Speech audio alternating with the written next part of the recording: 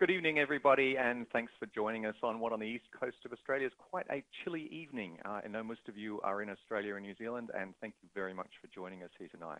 We're going to do something a little bit different to our previous online webinars for Dragonology. Tonight, we've got a pre-recorded session because the panelists that you'll meet shortly are not in Sydney as usual. They're actually, one is in Brisbane and one is in South Australia. And we thought we'd bring them all together. We thought we'd actually pre-record this event to make sure that we could get it to you in the quality that we'd like to have you experience it in. We're going to show the video and then you can ask questions, just send in questions on the chat to us so that we can answer them as we go, or we'll save some of them till the end if we think they're particularly good ones. And then at the end, we'll also be taking those live questions where you can click on your hand. So without any further ado, let's see what we have for you, and please enjoy this session.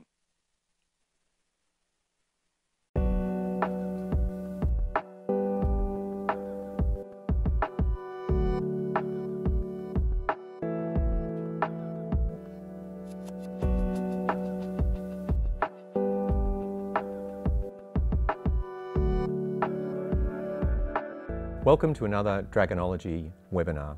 In this special event, we're going to be looking at how speech recognition works in the fields of disability and accessibility, taking a fairly broad approach to those two areas and looking at not only the technology but also some of the practical implications and considerations that need to be made when you need to be able to access technology. I'm very pleased today to be joined by two profound experts in these fields. First of all, I'd like to introduce you to Peter Cracknell. Peter is the Queensland State Manager of Quantum RLV. Peter's connection with assistive technology began back in 1989, where he was asked to review and improve the disabled access to the London Coliseum, which is home of the English National Opera. It's been a great job, and I hope you got to see some free opera at that time. Peter currently looks after the Queensland branch of Quantum, and Quantum specialises in providing accessibility solutions for those with impaired vision and also some assistance with particular educational problems such as dyslexia. Also with us tonight is Jim Sprialis. Welcome, Jim. Thank you. Jim is director of his own company called Sprialis Consulting. Jim is a leading influence in the field of technology and inclusion. He's been an educator for 28 years and during the past decade managed the South Australian Education Department's Inclusive Technology Service. Jim now runs his own consultancy and training service and offers expert advice, presentations, professional development programs and training and support in a broad portfolio of assistive technology solutions. He focuses on schools, the tertiary sector and workplaces. So gentlemen, thank you very much for joining me. It's great to have you here. Thank you for making the trek from Brisbane, Peter, and from Adelaide, Jim, to join us in a colder Sydney today. Let's start by talking about accessibility and disability in general. What's the difference between these terms? How do you distinguish between accessibility and disability as particular fields of focus? And in terms of helping people with accessibility and disability problems, are there any differences between the two? Peter, why don't you give us some opinion on that? It's a very valid point. I was discussing this with one of my colleagues, Danny Keogh, who is totally blind, and we were talking about the issue of accessibility of screen readers, screen reading programs, like the JAWS program, which is one of the leading screen reading programs, and he was saying that he often gets complaints from people that, oh, this website isn't accessible, or this program isn't accessible, but the point that Danny would make is, well, you're just not skilled enough using your screen reader to access that website. So we have to be aware that there's capacity to use the equipment and the accessibility tools as well as whether something is accessible. So that's I guess has always been the case with something like Dragon, where there is a learning curve associated with using it, and none of the technology available today is at the point where it's magical. In Arthur C. Clarke's terms, you can't just talk at it and it does what you want it to do. No, not at all. Do you remember the episode in Star Trek where Scotty picks up the keyboard and says beam me up. He picks up the mouse and uses it as a microphone. That's right, exactly. Right, yeah. That's a classic, what was that, 82 or something? I can't remember. Yes, it was a Star Trek movie, wasn't it, where they came back to Earth. That's right. To 1986, and they had an old Mac classic with an old Mac mouse on it, yeah. What's your opinion on this area, Jim? In particular, the thing that, the point for me has always been that accessibility is associated with really something that everybody should have, the ability to interact with technology in the most natural, meaningful way possible. It's not just for something for people that have particular disabilities. So is there any point in distinguishing between the two these days? Should we just be saying accessibility for everybody? Everybody should be able to use technology and have access to technology and the rest of the environment in much the same way. Do you agree with that? Yes, I totally agree. That's an ideal notion, but we know that in reality that's not the case. And as Peter mentioned, sometimes we look at the breakdown in what we expect the technology to do to be intuitive. It actually comes down to having some pretty core understandings of how we use technology before we could use these assistive features in the tools.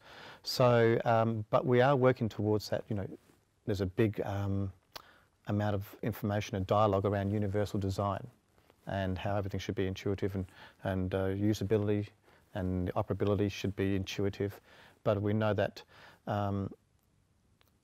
we're human, and parts of that come down to our preferences and how we like to approach things and challenge things. And you might give someone a particular procedure, but they take it on their own way. And so there's lots of variabilities in the successful use and having the ability to actually successfully access information. So people are really individuals, and they need their own ways of working with the environment, as well as, of course, particular requirements based on. We're very habitual, and there are ways that when I've worked with some people that we've found a bit of a challenge to get over that the approach they need to take to be successful with what they want to achieve. So an example with me would be Outlook. I still prefer using Outlook on Windows even after all these years, simply because it's the most efficient way for me to work, and Microsoft is trying to make me move in a whole myriad of directions at the moment on different platforms, none of which I'm particularly fond of. Is that true more generally as well? Do you get people that have used technology in a particular way that need to adapt when a disability occurs, or as they age, or whatever? I'd like to come back a step prior, instead of the user. I also identify that with people who have a role to support people who implement technology or recommend a particular technology, and they're comfortable with what they know, and sometimes that's not even perhaps the ideal solution to have started with as well.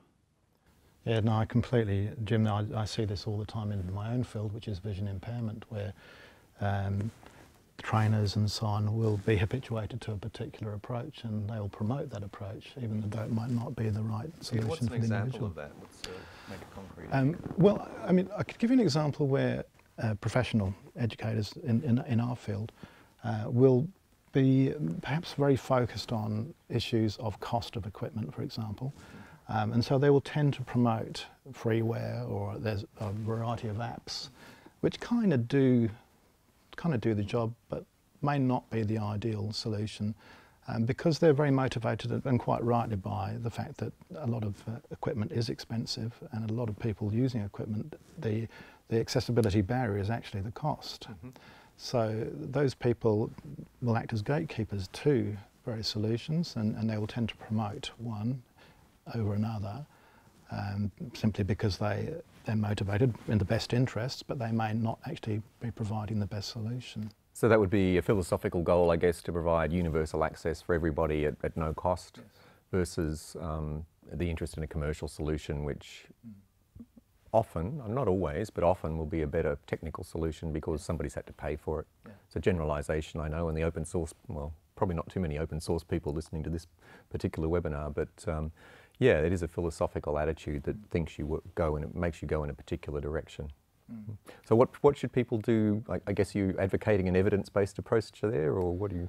I think that it's a case of, as much as possible, laying out some of the options for everybody without prejudging or assuming what's good for them, and this is true across the board of assistive technology. Just to go on a slight tangent, where, for example, in electronic magnification aids, it's often assumed that people will start with a magnifying glass, for example, and not show an elderly person an electronic magnification aid because, well, it might confuse them or it's too expensive or something like that. Whereas my philosophy is the opposite. Show them as much as you possibly can, because you can't prejudge people. And so I err on that side rather than trying to make a preconceived idea of what's right for somebody. And I guess if we could turn to the current climate, we're speaking in Australia for those of you that are watching the webinar but aren't actually in the country, so forgive me for talking more specifically in this case. We've got recently the NDIS scheme here, which is purportedly providing more funding, for people with particular disabilities, be they chronic or workplace related or whatever.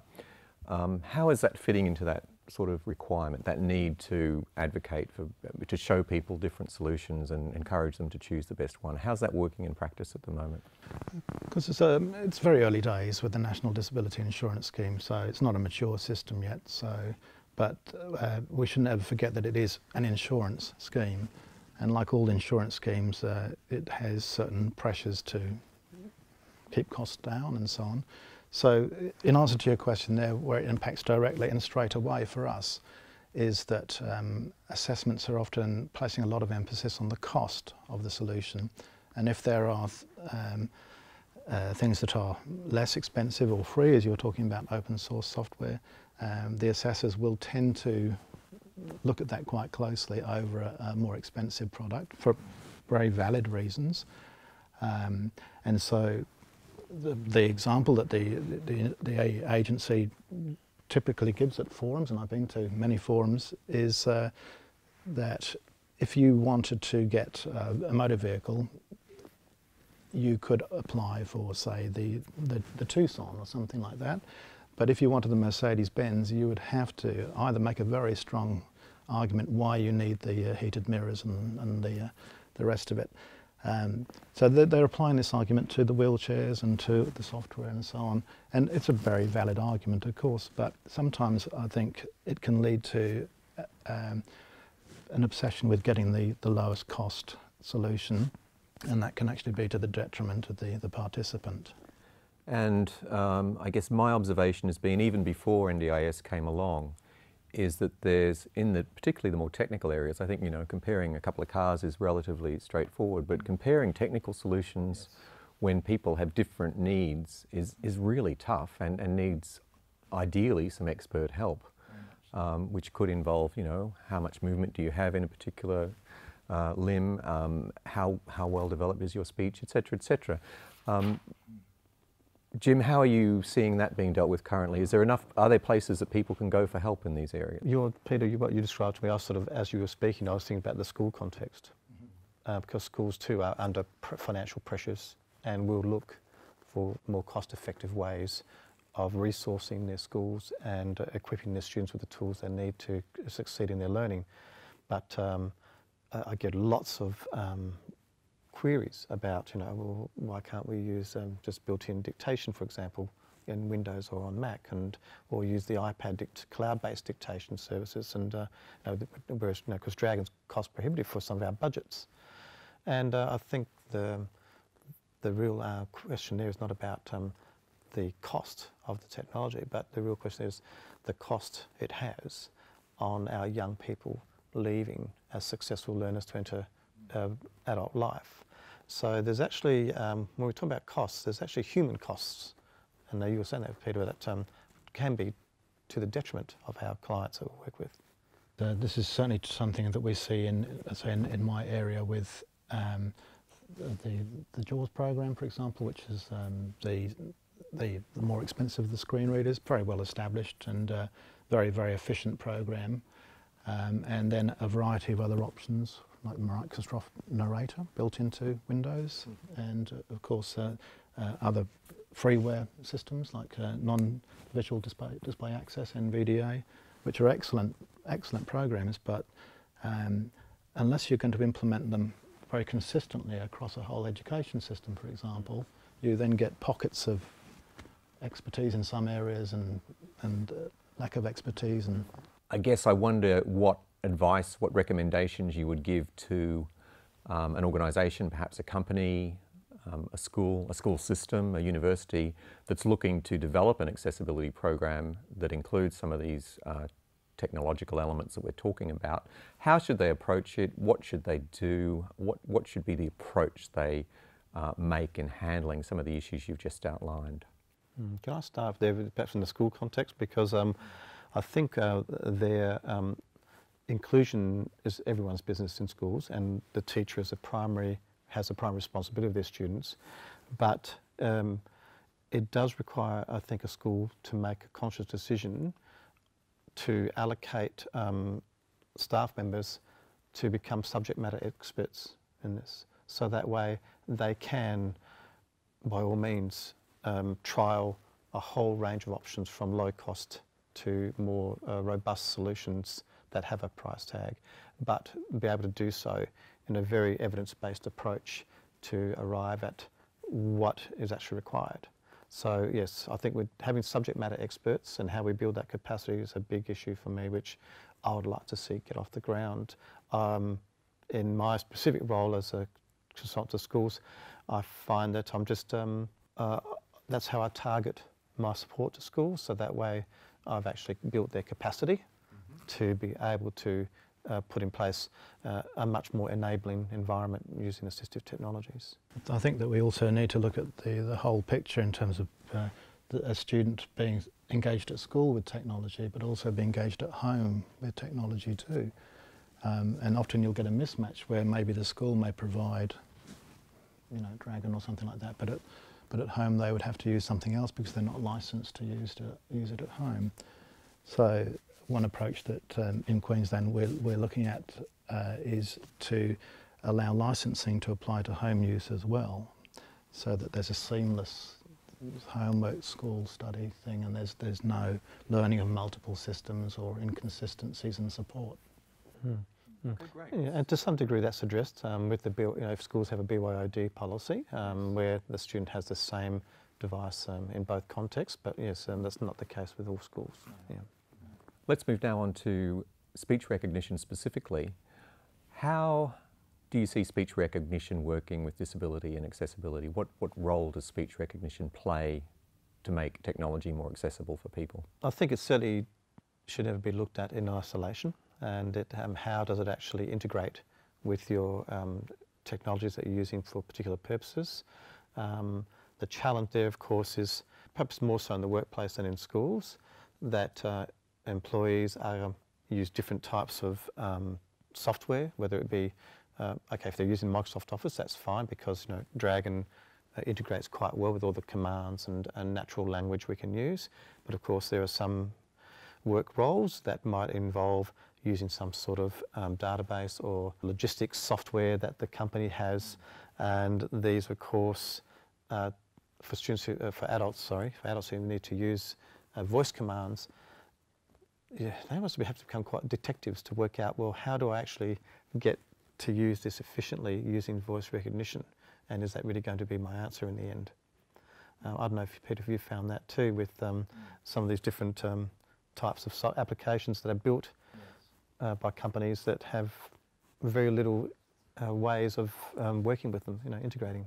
Right, this is something we see all the time. I do a lot of work with councils and so on, and they'll often have an array of different databases, everything from managing parking to human resources, and of course my expertise is more with the screen reading. So how do we get a blind person to interact with these systems? And frequently you'll find that if you take people through their, you know, the go to woe of the job process, there'll be about 3 or 4 sticking points.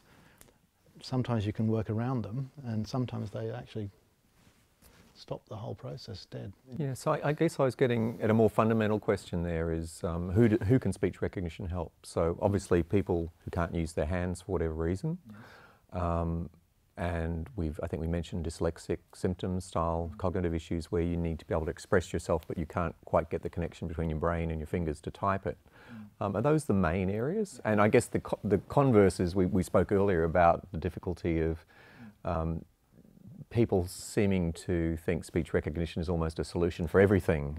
So perhaps we could cover those in order. First of all, are there any other, am I right in thinking that those are the particular areas? Particularly if they're looking to achieve writing fluency, and that is to be able to write at a pace that is commensurate with those around them, but also with accuracy, whether it's in productivity or whether it's actually in school context for learning. So I think that's the whole premise around that. So I don't like to actually identify a particular cohort of disability that links to. I think speech recognition is something that's actually part of that. I think more universal design that it's around in all our devices and household goods, and it seems like a natural way to go to use it for our productivity tools as well. But I think the only limitation would be for perhaps people who may have cognitive challenges and need to work in much simpler interfaces. But Dragon voice recognition can still have a role there because as long as people have the realistic expectation that the written output achieved with voice recognition will be commensurate with the person's abilities and language vocabulary that they already possess. It's not a magic bullet that's going to improve their written communication. Well, perhaps one area that you haven't mentioned there was about elderly people who interact with computers.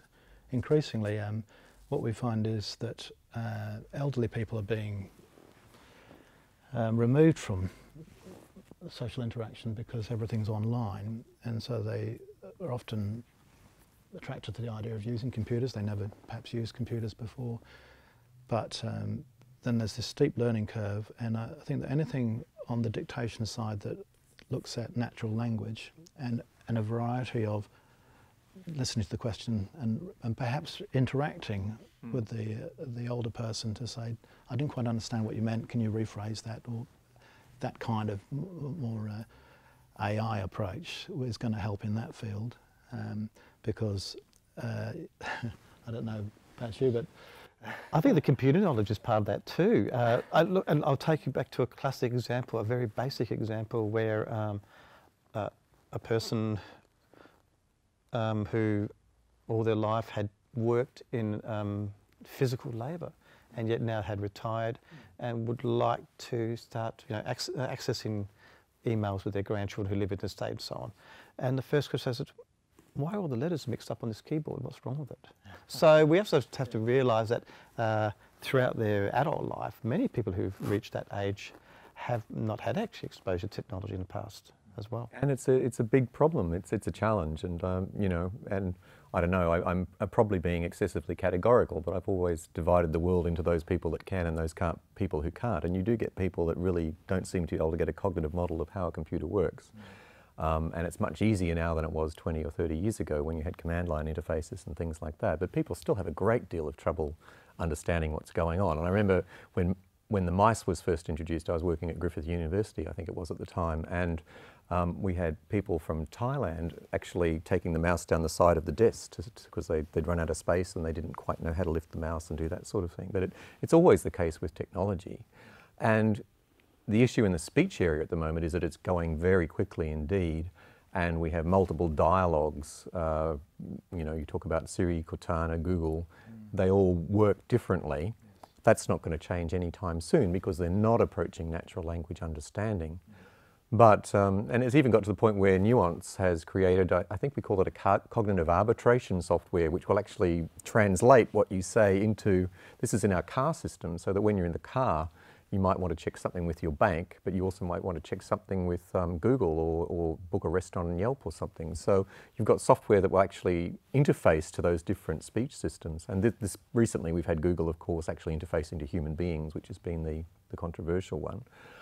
Do you see people getting confused by having to use multiple speech recognition interfaces? Like at one point Dragon was all there was, so we had people controlling their whole houses using Dragon, connecting it up to relay switches and things to close curtains, turn on radios and so on. Now you've got really home automation from Google, you've got stuff from Siri you can look up. Some people use multiple systems like that. Has that been a problem in real life? It has, and it's the same issue we have with the lack of universal design in apps on the iPad. And so there's a constant relearning. Oh, I'm used to the button being over there, or sliding or swiping, or which gesture should I use? Those days are really gone. Like Apple, in the old days of the Mac, used to have the thought police who would make sure that the Mac user interface worked the way it was supposed to, or the way it was meant to, so that you knew that the file menu was how you open the system. And it's still there to a great extent, but nowhere near as well enforced as it used to be. And we seem to now have designers who don't even understand that memories remember where things were, not that, so sorting a menu by the most frequently used item, as everything does now, it doesn't help anyone because you remember it by physical position in the menu. We seem to have lost a lot of that work in the speed of evolution of these systems. Well, also, for people who are vision impaired, they do need to have an even deeper understanding of the computer than a normally sighted person, because we forget how much when we use a computer or an iPad, we have that whole perception thing. We don't need to understand how the icons are all laid out or the structures of files and folders. We simply see something that looks like a print icon, oh, that must be it, and I hit it. So if you then have a situation where you have to navigate through a screen just using your ears without being able to see anything, just using a voice speech synthesizer, you have to have a very solid understanding of what you might come across and where to look for it. Therefore, you have to have a deeper understanding of the operating system and the dialogues and so on. So this is a big issue for vision impaired people interacting with. And is that really just a lot of one-on-one training, or how do you get to the point where you can help vision impaired people get to that point? And you're right, it does have an impact on training structures, because what it will mean is that organisations that provide training will tend to focus on, we'll only train you in this because this is the thing that we can manage and understand. We can't train you in this iOS and that iOS and the whole lot. So yes, it becomes unmanageable. So I guess another area related to this is the speed with which operating systems and browsers in particular are evolving very quickly. So Chrome, for example, seems to be different every week, which has caused drag and some issues over time. The operating systems have been locked down increasingly, and some of the ways that Dragon, I know, used to be able to access programs on Windows and on the Mac are now not available to us. So for example, on the Mac, Apple have restricted the accessibility to programs to use an accessibility API, and that's reliant on not just Apple and Nuance doing a good job on its side, but also those app manufacturers equipping their applications with a set of commands that Dragon can use to control them. It's going that way on Windows as well as the operating system gets locked down. And this has great outcomes in some sense, because it means that the operating system vendor can provide a superior user interface, hopefully, that works with the majority of the programs in the environment. So it can actually benefit people quite considerably. So on Mac, for example, you can use Apple's speech recognition for command and control with a few keycaps, and you can switch back to Dragon when you want personal recognition for the most accurate dictation for writing documents. You can actually mix the two of them together. Have you seen this being a problem in real life as well, in the way that people use computers? Yeah, I think they have to start looking at some sort of problem-solving approach. And I think you touched on this, Peter, when you talked about keyboard shortcuts. And I think that's probably going to be their saving grace, if they do have a knowledge of that, to be able to investigate a particular software application and work out, well, what sort of keyboard shortcuts can I say as a command to be able to utilise voice recognition with those programs. I think that's probably the starting point in terms of doing that, and that sort of means that that person has to be really well equipped to do that problem solving, and that's the issue. Yes, it certainly can be the issue, as you say, the person's capacity to change out of a habit from one system or one methodology, with a browser in particular, and think, well, there must be some way of achieving the same thing with this version 5.3 release. And if they have that capacity to understand, there must be some way. I'll just try a different shortcut or something like that. That's the foundation, and that's that technical literacy that I think you were talking about before. Which is really, like, it's really hard to get in any context, let alone that of a disability or accessibility issue. And again, it's the sort of thing that people have been, well, Dragon partners have been doing for 2 decades now, dare I say it, helping to provide new users with basically analysing what their workflows are, what they're wanting to do, and set up voice commands where they need to do particular things. And the philosophy there is that Dragon can basically add keyboard presses into the queue that goes into the operating system to do things. So a really good way of doing automation with Dragon is to work out what keyboard commands, keyboard shortcuts you can actually get access to, and use those to automate functions. And that's the general principle that works really well currently with the operating systems that are out there.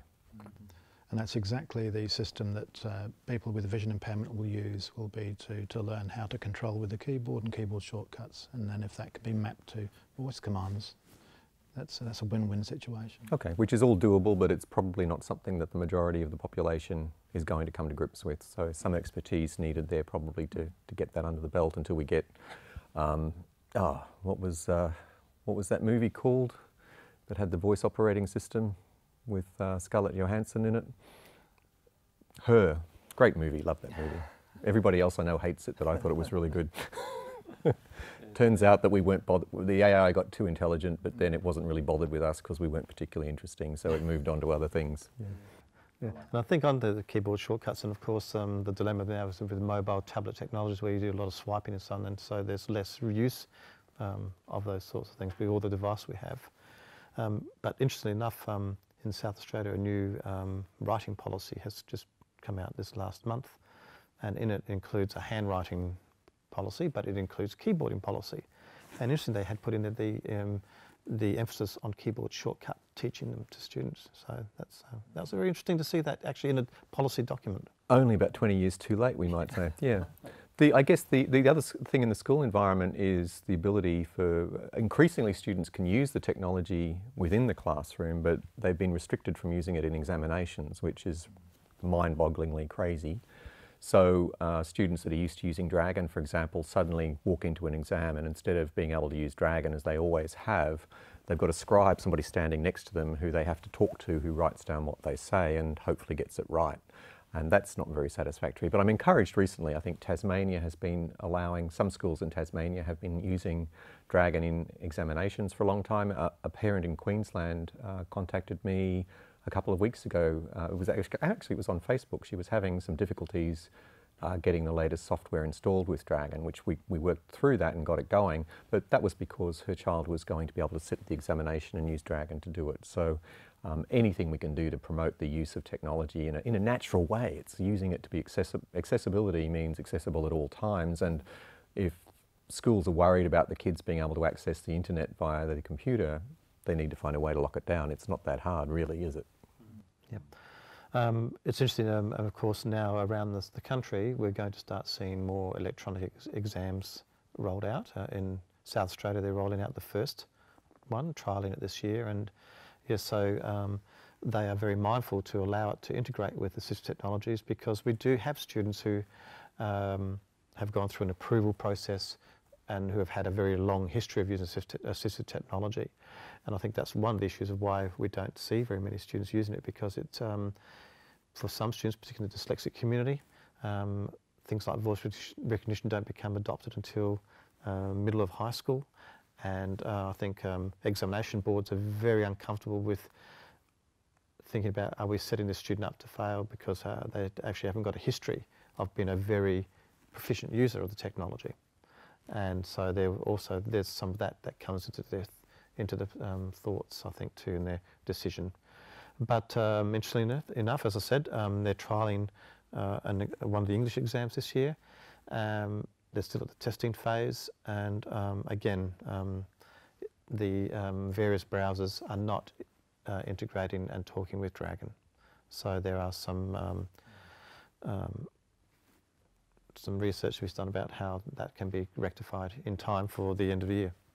Okay, so anything I can do personally to help with that, I'd love to be able to assist. So we've already discussed some of those issues, and we'll do our best to work on those. But if you've got examples of successful use of particularly Dragon in schools or universities where they are being used in a way that helps people across the board, love to know about them, and if there are issues that we can help with on a technical level, no promises, but we'll do our best to work out what's going on. So Peter, just one last question in this section of the webinar to talk about vision impairment and where speech recognition fits in there. What are your recommendations there specifically? I think, we mentioned earlier that people often,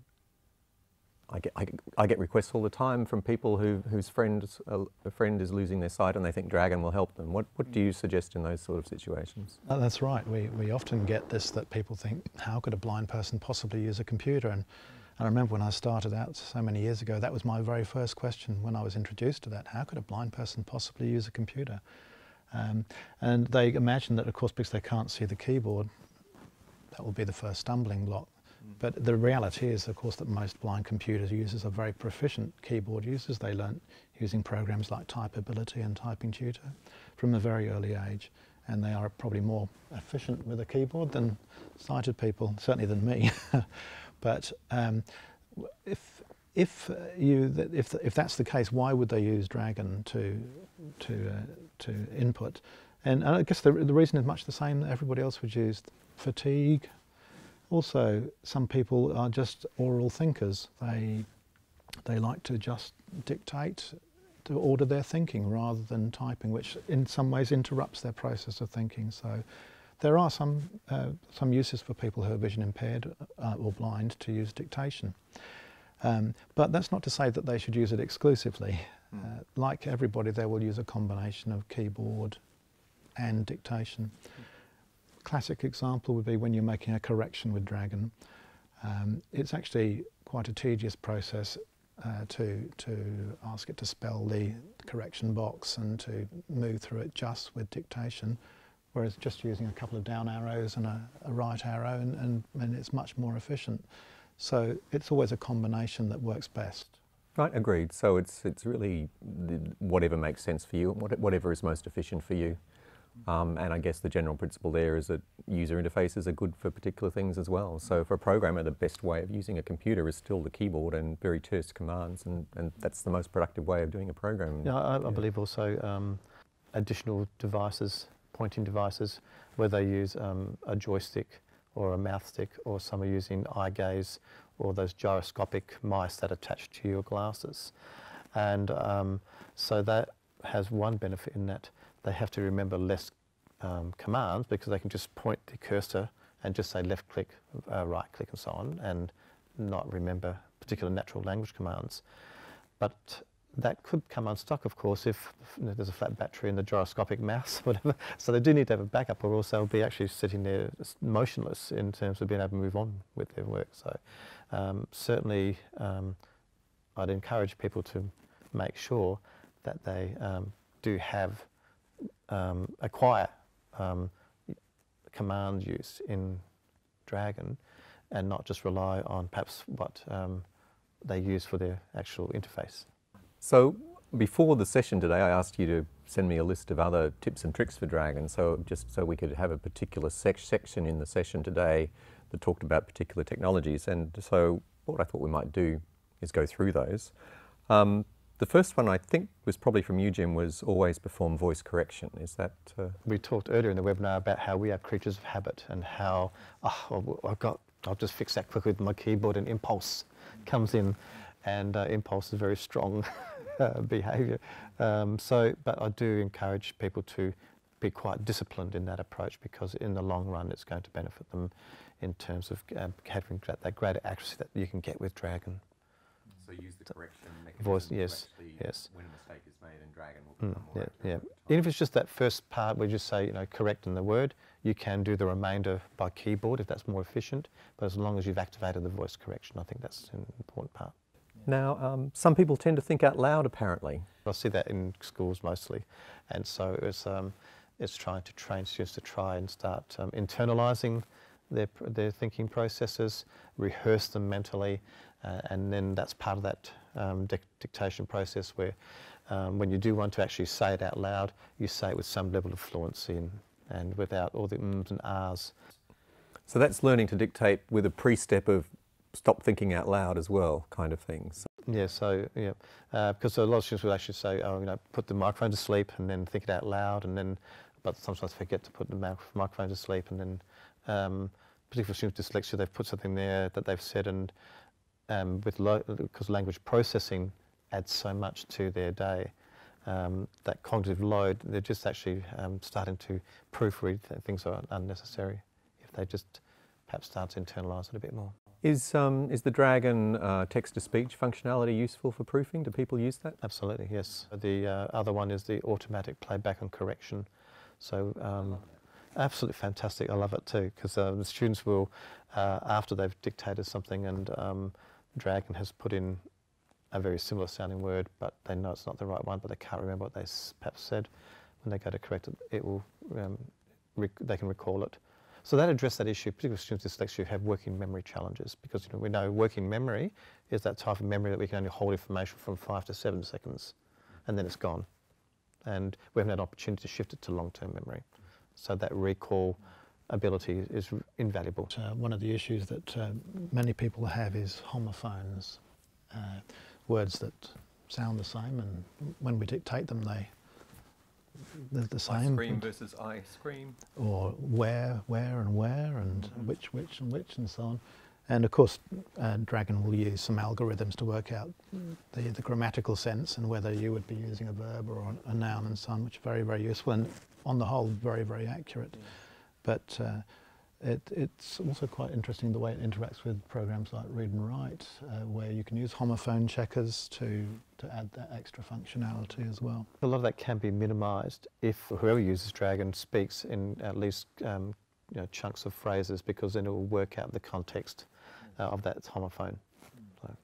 Yeah, and the newer software, the version 15 software, includes the neural network artificial intelligence capabilities. So the previous versions used still a statistical technique where they would go back and check the last few words, but the latest neural network software actually makes it much more sophisticated, and it can check like the whole sentence structure and do more sophisticated predictions. So that's even better in the latest software as well. Jim, I think you're a Splitscreen fan as well. Yes, unless you happen to have 2 monitors.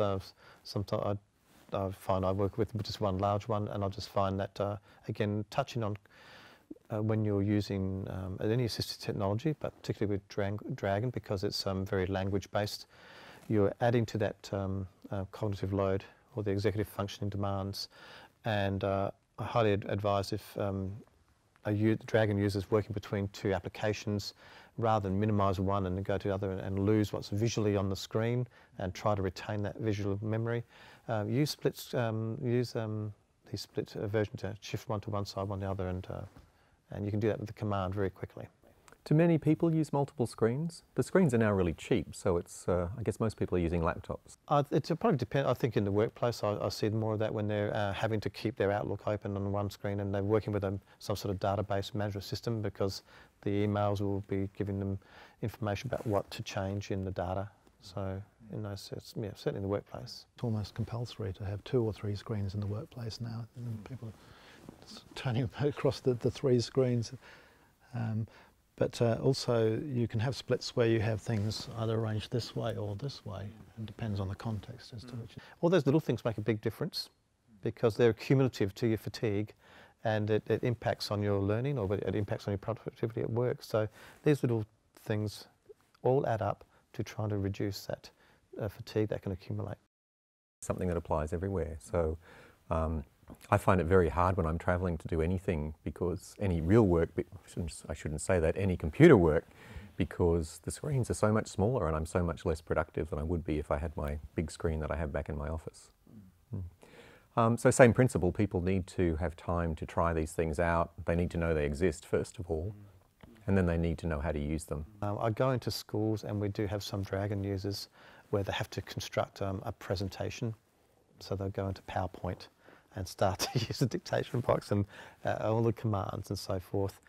And it's actually just a publishing tool. If that's what your end product is, to assist you with presenting your information. And so I advise particularly anyone who, whether it's students or if you're a workplace trainer where you need to develop a PowerPoint for your staff, use Dragon in Word. Construct all your slides in outline view in Word and find that little hidden tool called Send to PowerPoint. And you click that and it will just populate a PowerPoint for you with all your, your heading styles. And so heading 1 styles will be your slide headings and so forth, and new bullet points are heading 2s. And when we showed that to students, their workflow and their efficiency was quite remarkable to see how quickly they could go into that outlining, brainstorming mode, which is very important. And then Dragon just flowed naturally for them to do that.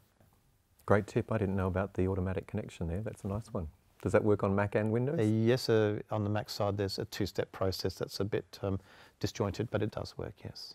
Mouse grid has come up a little bit too. Do we recommend using mouse grid or not? This is designed, for those of you who don't know, mouse grid lets you divide the screen into quadrants, successively zooming in on a particular part of the screen. So if you can't move the cursor using a mouse or trackpad to point at a particular location, you can say, okay, I've got 4 quadrants, or what is it, 9, sorry, it's been a while since I've used it. You can say, okay, middle of the screen is 5, so you go 5, 4, 3, 2, 1, and zoom in on the location you want. And then you can say mouse click or mouse drag, and a whole series of commands associated with moving the mouse in that space. Do we like this or not? Oh yes, so certainly for people who have physical impairment, that's quite significant, or perhaps who can still use some sort of pointing device, but perhaps need to have a change because it's something that's quite, the repetitive nature of it is actually having an impact. So yes, to quickly move that cursor with that command to a precise point is really useful, particularly on browsers where there may be a website where there are links, that's a poorly formatted website, but it allows you to quickly get your cursor across to a particular point. A lot of people prefer, and I agree, to use the command to move the mouse up and left and mouse and move it faster, and then say stop to stop at that precise location. But mouse grid's really useful because if someone's just used their voice command to get the cursor to go to the bottom left-hand corner to click a link, but they quickly want to be, they don't want to say when it goes to the new link, they don't want to be moving by voice the cursor from the bottom left-hand corner and wait for it, this trail to take you, and if it's a 23-inch monitor, you can go make a cup of coffee. But you could actually very quickly say mouse grid just to jump that mouse to the general location and then refine it with your mouse motion command. So they're strategies that people should sort of hopefully work out for themselves of what will work best for them. And certainly with when you combine that with some of the screen reading and magnification software, the important thing is that the mouse is tracked and the typing cursor is tracked and so on, and always in view. And this works really well with Dragon, where the focus can be tracked because it's working with the natural Word or Outlook cursors and so on. And I guess this is another area where alternative pointing devices come into their own as well. So what are the options there? Not so much in my field. It's because most of the interaction would be either with voice or with keyboard. But what I'm increasingly seeing is people coming to me with multiple disabilities, and the primary disability might be some motor issue or a cognitive issue, but they'll have a secondary disability to do with vision as well. And so we've got to try and take expertise wherever we can. I mean, I'm not an expert in those sorts of devices, so I'll obviously consult colleagues that do, and we can try and build stuff that combines the vision aspects with the I was just reading about our new automotive software. One of the functionalities, and that is the ability for the software to look at where you're looking, where you're gazing. So you'd be able to look at a parking station and say how much does it cost to park there, and do those sorts of questions. Is that sort of gaze analysis becoming more common on computers as well? There are some really fabulous results showing young children who can't verbally communicate, and they're given they're doing trials of them looking at things and actually able to precisely see what they're actually focusing on to millimeters from to objects that are 3 meters away, and link that to how that's lifted their anxiety. So, for example, they tried it with someone who was arachnophobic, an adult, and they were able to actually see and get a data readout of how many milliseconds the person looked at the spider and then quickly looked at something else, and it linked it to their heart rate and their physical responses. So it is getting to be quite impressive in that regard.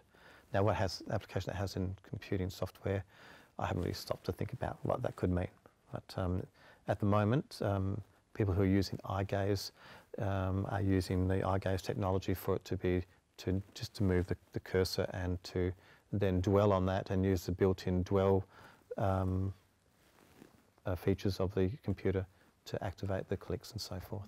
The iPhone X is doing a pretty good job with detecting where you're looking at the moment as well, and it's still only being used in a few areas. But if it shows you a message is there, but it won't display the message until you're actually looking at it, for example, which is really useful actually, and really starts to be a natural part of the experience. And of course, Windows 10, the latest release last month, has brought in the beta version of eye gaze built into the operating system. So for people who like Surface Pros? at the moment, it's Windows 10, but I know that it's going to be going to Windows 10s as well in the future. It's compatible, I think, with about 6 or 7 eye gaze devices at the moment. So for those of you who can get access to those devices, you might want to investigate the Windows 10 feature. So Dragon combined with gaze perhaps will be the next thing to catch on. I like it. Creating commands for repetitive form entries. So where is this particularly useful? If people have to put in repetitive information into forms that they submit and so on, I think it's useful to avoid having to correct it when it's in a text field or a drop-down box, and maybe have that saved as a command. One that's come up before is voice training when you start using Dragon, of the initial setting up of profiles. How can that be an issue, and how do you get around it? Well, it has certainly in the past been a terrific issue. It's certainly in my area, both with people who are dyslexic and people who are vision impaired. Having to read training screens was really very unmanageable. I don't know if you've had this experience, Jim, where you have to sit next to the person and whisper in their ear. Echo read, yes, yes. Yeah.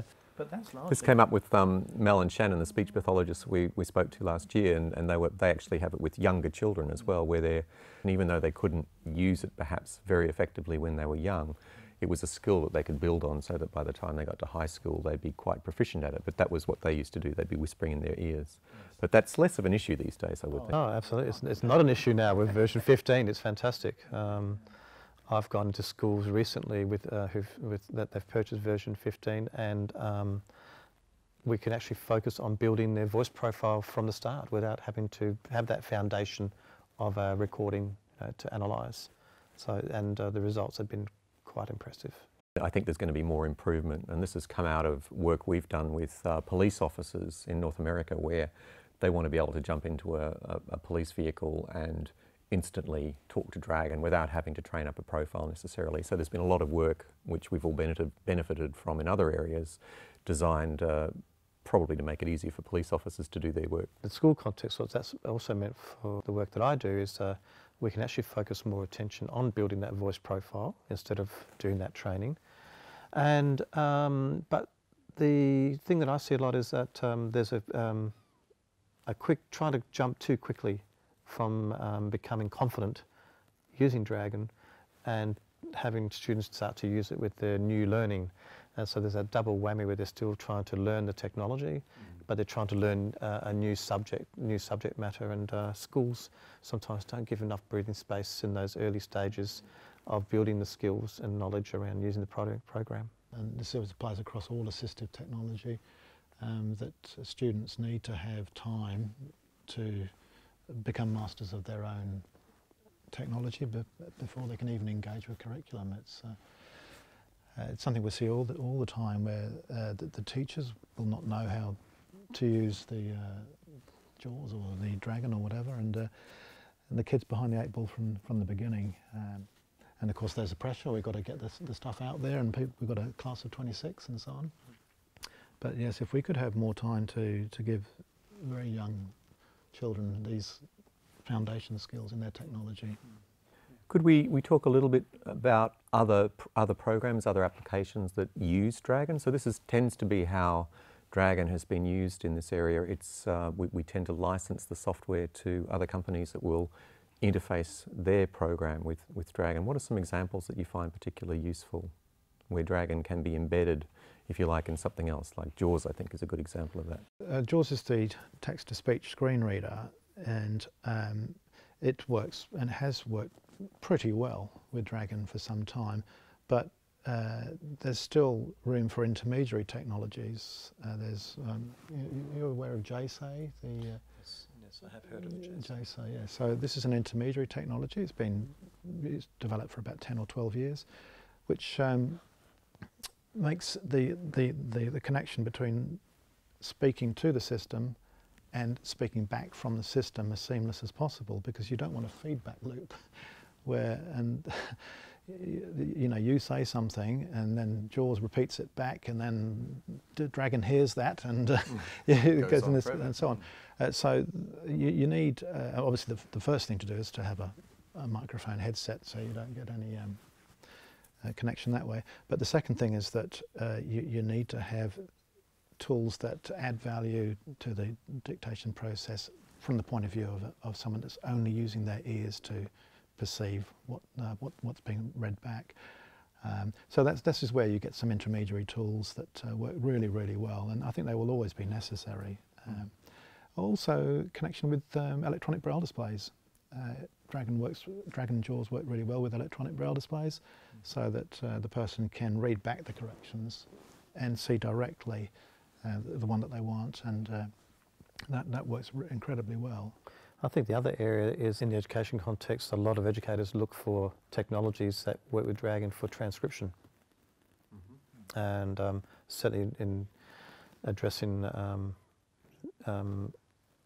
information and having it transcribed is beneficial for hearing impaired users, but we know that when you go to a university to a lecture for an hour, that there could be some 10,000 words that are transcribed.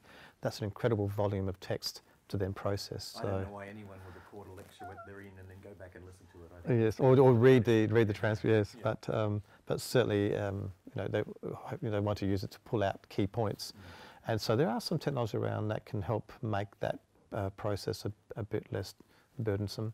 So there's this program, Sonoscent Audio Note Taker, which captures the spoken information, but then it uses the API of Dragon to transcribe just the bits that you want transcribed, not the whole lecture.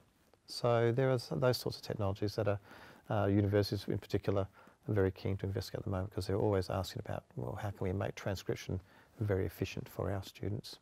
Yeah, and just the general disclaimer, Dragon can't transcribe multiple people speaking at the same time. I keep getting asked this, and I know the people listening to this webinar probably understand that, but unfortunately we can't yet do multiple speakers at an accuracy level that's sufficient for the sorts of things we're talking about at the moment. For other things, it works really well, but in terms of professional transcription, not there yet, unfortunately. Are there any final things you'd like to finish on? Any statements of philosophy or general conclusions about the nature of the universe and its relation to speech recognition and accessibility? I've been in the assistive technology arena now for some 20 years, in education for almost 30. And for those of us in that space, sometimes when new develops come out, we don't see a big wow factor because it's in our work. But I must say that I still, in the voice recognition arena, as new improvements come up, it never ceases to amaze me the potential that it's having and the difference it's making. And I see that difference it's making for people, particularly in schools where most of my work is. So so from my personal point of view, I get great satisfaction from seeing people grow and learn and become independent young adults using Dragon in complementation with other technologies. Yeah. So I'd like to thank Jim Sprialis and Peter Cracknell for joining us here today, for making the effort to travel from Adelaide and Brisbane and participate in the webinar.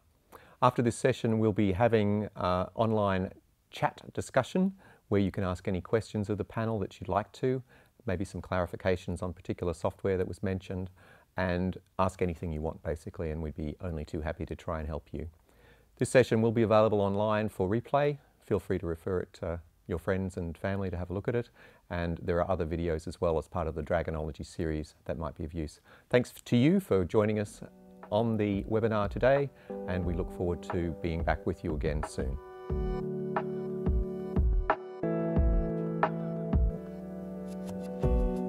So don't go away, people. We're coming back to a live Q&A, and if you've got any questions that you'd like to ask, you can click on the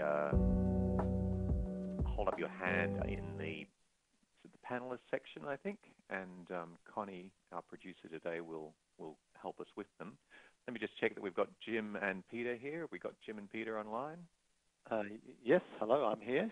I'm here too. Excellent, Peter. Great, good to hear your voices, and that was even better the second time through, I think. That was fantastic, very good. So while people are clicking on the hands up button if they've got questions to ask, there were a couple of things mentioned in the online Q&A while we were going through the webinar. And I thought I might, I'll ask Jim first, and then Peter, you might like to comment as well. If you're trying to get started with Dragon, if you think it can be a help to you, but you're not sure, you'd like probably some help, you'd like trial software or whatever, Nuance makes it a little bit difficult by not providing trial software in an easy-to-use form. What do you recommend? Where can people go for help? Where can they go to try out the software and see if it does what they'd like it to do? Okay. Webcam's on, gentlemen, too, by the way. Yeah, webcam. Okay. I forgot. Okay. Is that okay? Can everyone see? Can you see me now, Derek? Everyone else? Not yet, Peter. I can't see you, Jim, and I can't see me. Let's just try this again. Yep, there we are. Yep. Okay. Scary, there you are. Okay. I can see you, Peter. Yes. Mm-hmm. Am I okay? All good? I can't see you, Jim. There we go. Can't see me? Yes, I can see you now, Jim. Oh, great. Yep. So yeah, that is very difficult when there isn't a trial version available with Dragon, and I can see to some degree why that's so, because it's all very well to have access to it, but you always want to make sure that when you do conduct a trial that the work's been done to ensure it doesn't get set up to fail. In the education context, I can only speak for South Australia. We do have for school students and actually families across the state, regardless of whether they're government school or non-government school, that we have a resource here called the Special Education Resource Unit. So we do have loan laptops that have Dragon on them. So that pretty well covers a very local situation for students. In terms of workplace and so forth, yeah, I think it'd be great to see workplaces start to take initiative to have some in their human services role or wherever, that they have a bank of assistive technologies for those larger organisations that can allow employees to trial these sorts of things. But again, whoever does support their employees at that trial needs to have a bit of a headset around Dragon too. I know Derek mentioned that Nuance does have a 30-day return policy. My understanding is I do a lot of work for Voice Recognition Australia, and likewise Voice Recognition Australia has something similar, but if anyone here who's listening would like to find out more, it's probably best to contact Voice Recognition Australia directly about that. Indeed, and we'll give you some contact points. There's some contact points in the Q&A online, but we will get details of all these, of both Jim's and Peter's organisations to you at the end. Yeah. The other thing that we do here is I actually offer like a 1 hour sessions to do a trial and evaluation where I actually take preloaded Dragon to clients, and so they can evaluate its effectiveness and whether it could be workable for them. It's not a full-blown assessment, but it's one way of getting some access to the technology, and now because it's natural language and its ability to not have to build any profile training, that process of evaluating it is much quicker. Peter, did you have anything to add on that? No, it's as the Dragon, of course, is just part of the suite of tools that we take with us. So my colleagues and I, when we do home visits, workplace visits and school visits, of course we take the various vision-related software, but also some of the software associated with dyslexia and reading difficulty. And indeed, we're all loaded up with Dragon too, so we all have demonstrations that we can show on alongside the vision software as well. Great. That's really good. Now, Graham is asking, are we able to ask questions? You certainly are, Graham. So, Connie, has anyone raised their hand yet? Can you tell us if we've got anyone who'd like to ask a question in the queue yet? At this point, we do not. So what do people need to do, Connie? Am I giving clear instructions or not? Yes. Once again, ladies and gentlemen, if you would like to ask a live question, please use the raised hand icon. Please note that if you do not have a phone icon next to your name, you will need to use the Q&A panel in order for us to see your question. Yeah. So if you can't click on that raised hand icon, which is just next to your name in the participant lists, I think, then you can certainly type one into the My Q&A section down the bottom. Second question, Sean Murphy was asking about screen readers, comparing Mac to Windows. He was saying that Dragon doesn't work particularly well with VoiceOver on the Mac OS. He has a much better experience on Windows. I guess I'll try and make that more general because Apple has the system locked down and it's pretty hard for us to do a lot there. What's your recommendations for both platforms? And maybe this could be one for you, Peter, I think, because this may be your specialty. If you're looking for screen readers on the Mac or on a Windows device, what do you tend to recommend, or how do you assess that? Well, as you were saying, with the Mac, of course, that's VoiceOver. Of course, that's the text-to-speech system there, totally integrated into the system. So what I found, I can't talk too much about that in terms of Dragon. I have had a client who used Dragon and Mac, but she actually wasn't using the text-to-speech back. She actually could see, but she couldn't process well the print that was appearing on her screen. So that actually worked quite well in the sense that she didn't need that verbal feedback from the system. She didn't need to be running VoiceOver. So in terms of the Mac itself, that was working quite well with Dragon. And I didn't see very much difference at all in the experience with that in the Windows system. Of course, most of my experience is with Windows and with the screen readers for Windows.